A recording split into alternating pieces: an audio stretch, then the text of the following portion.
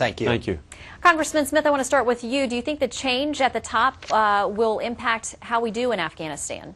Well, I think it offers a good chance for consistency. We were very fortunate to have General Petraeus available, who not only has extensive experience in counterinsurgency operations from Iraq, but was the CENTCOM commander. So he was overseeing Afghanistan to begin with. He also has the confidence of political and military leaders alike. So I think he will be able to continue to implement the policy in a positive way. Now, I think that the loss of General McChrystal is unfortunate, but we're just lucky to have someone as good and qualified as General Petraeus there to fill the position.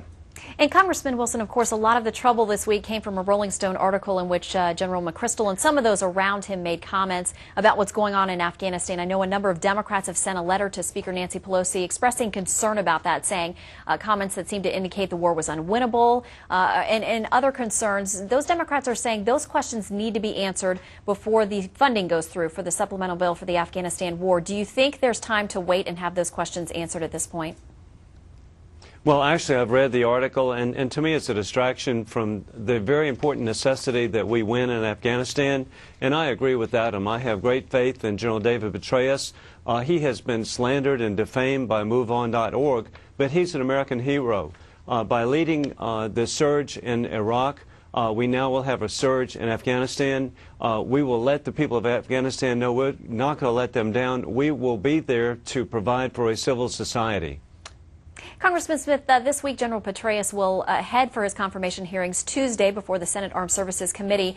What would you like to hear from him at those hearings this week? Well, I want to correct one thing first. You said that some of the comments in Rolling Stone magazine from General McChrystal and his staff implied that the war was not winnable. They didn't say any such thing in that article. The comments that got them in trouble were the clear divisions that existed between the military leaders and the civilian leaders on the effort in Afghanistan.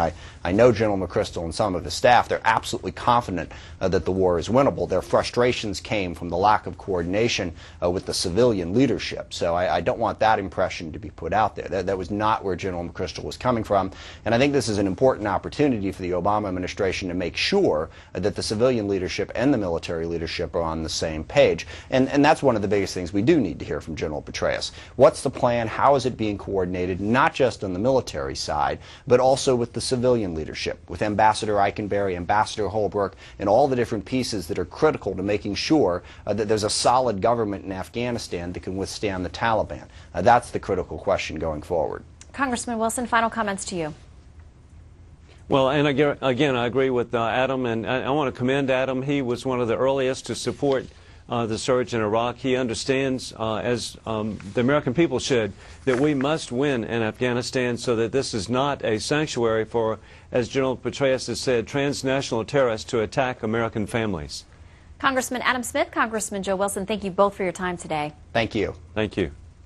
Well, first, multiple vacancies at the top of the intelligence community. Now the resignation of our top military leader in Afghanistan. Does the Obama administration have what it takes to fight terrorism? We'll have a live